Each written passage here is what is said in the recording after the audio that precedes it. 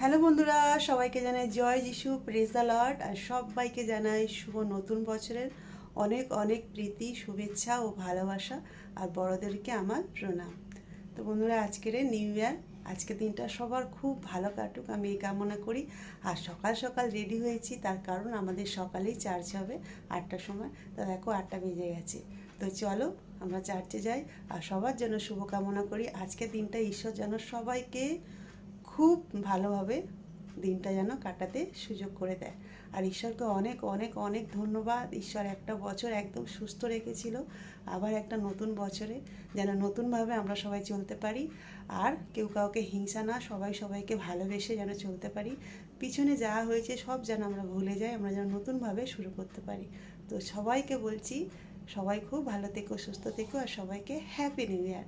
চলো এখন আমি যাই, পরে আবার দেখা হবে। সবাইকে টাটা।